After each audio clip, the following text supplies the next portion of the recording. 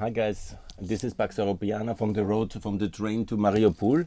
I have about 1 hour more to go. It's 8 o'clock in the morning. The trip was good and I have had a good time here. I was alone in the apartment. I could work and I've written a wonderful text for the self-neutralization of France. This is wonderful, and the Finlandization of France. It's a bit of irony, and it's really a nice text. I will publish it on my Substack site, and I will send it to Ukraine Journal when I'm in Mariupol. But it's so funny text. The idea is of this text that France can be neutral like Finland, because Finland is an honorable example, and Mr. Macron was so kind to tell this to Mr. Putin as a role model for Ukraine, and I'm for Finlandization of France. France is now officially a neutral country because anyhow they are mentally not in such a brain dead organization like NATO, and anyhow they are safe, so they can also leave the EU. It's not such a big problem for us. We can do without France. It's not a big problem. The United Kingdom has shown that it's absolutely possible to leave, and we just soldier on. So there was really a funny article, and I hope you will enjoy it.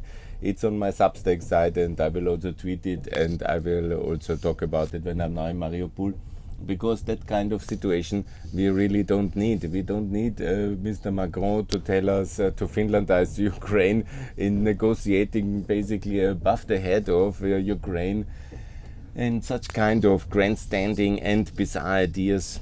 And I have made a devastating result balance sheet of Mr. Macron in the last 5 years, because he was the hope of Europe in 2017. Remember, everybody was so enthusiastic that he defeated Le Pen, and it would have been terrible if she would have elected, but he has always had these grandiose ideas, but he has never delivered on anything. A little bit of tax cuts, but then he did this CO2 tax and had the yellow vests, and he has really devastated our relation internally with the UK, with all these conflicts with Johnson, with this U-boat deal, and with his exaggerated reaction, and also this anti-Americanism, this European sovereignty debate. All a complete mess. Our relation with Turkey, he has messed up, and he has always been soft on Putin. His famous visits in the summer 2019, and now his disastrous debacle Finlandization visit in Moscow in 2022. So he is really an absolute disaster, and I never had any doubt actually. He should have, under normal circumstances, never be president, yeah.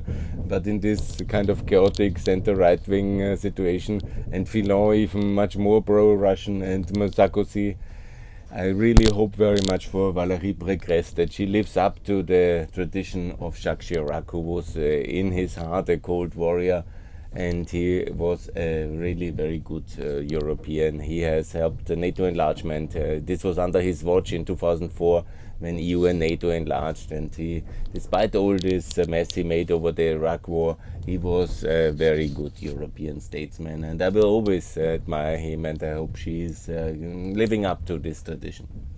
Yeah, Ukraine in the EU is much more important, and in NATO, according to the Western German role model, than France, because France will anyhow be a rich and happy country, and they have their own things and they don't care so much. Here in Ukraine, they are dying for Europe. They have died for Europe on the Maidan. They are dying to defend us in the east of Ukraine, and they are the shield of Europe. They are the ones who really can contain Russian aggression, and we just have to give the money and the technology. The rest they have the will, they have the manpower, they have the competence to fight in the steppe, and they will do that. They are determined, and we just need to send the money, give them a stable currency, the euro, and give them many of the euros as well, and give them the high technology which only we have. That's the Stingers, and that's the Spikes, and that's the Javelins, and that's the Pirons, and so other of this modern Western arms technology, which the Ukrainians will be very well able to use in case of attack, and that's very important. So I'm now rolling through this southern part. I hope I will be very soon in Mariupol, and it's very wintry condition, much more wintry than in Kiev, where the winter was actually already turning spring, surprisingly, because normally February is the coldest month of the year, and it can be 20 degrees minus, but this year it was not in Kiev, this week at least. And now let's see how the things are developing in Mariupol at the coast. I'm very curious. It's my, let me think, Odessa, I was in Kherson. It's my third time at the Black Sea coast in Ukraine. I've never been to Crimea, to my great regret. I have been obviously in my EDS times in the Black Sea in famous Romania at Constanza with the EDS times in '96 at the boat. I will never forget that one. That was very impressive in '96 or 7, May '97 I think it was. Anyhow, and I have been in Istanbul, I think so. And I will say that a lot because it's not a NATO lake, as Mr. Putin famously said, the Black Sea, but it's also not a Russian lake.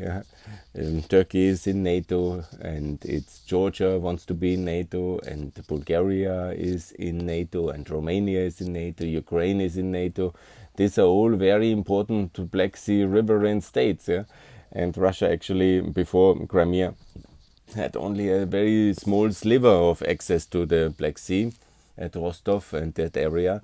And that's also the reason why they wanted to have Crimea, because of this access to the world market and the seas, which is so important, the Bosporus. And the history of the world is very much explained as well by the history of the Bosporus. It played a huge role in the start of the Cold War. Let's never forget it was the so-called Strait Crisis of '46, which was the start of the Cold War. We often tend to forget it in Europe because we only see Europe as important. In a way, we tend to see only Germany as important often in European perspective of history. But the Cold War started over the Straits in the Istanbul, the Bosporus, as we say mostly. This Strait Crisis of '46 was the start of the Cold War and the reason for the Truman Doctrine. And this is very important.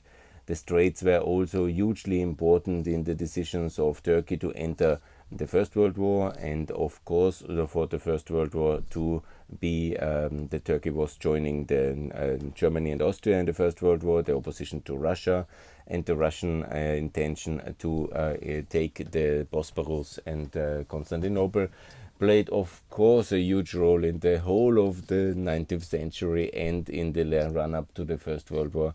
And it's obviously extremely important, the access to the Black Sea for Russia. And so also Mariupol now an important part. I will explain all these things when I'm in the background also at the sea, and I will continue my small tour here, the solidarity tour with Ukraine, and I'm looking very much forward to your attention, feedback, subscribe. Also on the Apple iTunes podcast I've made a release already, and I have written now a lot about the neutralization, the Finlandization of France. It's very funny articles. It's in English and in German. I made 2 ones and I will publish them now, and I hope you enjoy. Anyhow, it's entertaining. And the less entertaining part, of course, it's very serious here for the people who live here and who have to fight and live in the trenches of Ukraine in these winter conditions in order to wait for the Russian onslaught.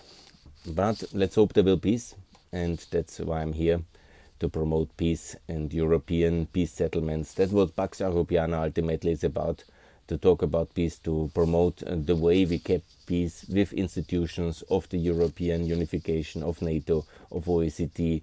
And this was the way Western Europe was stabilized after the Second World War. That's our present NATO and UN and EU world order.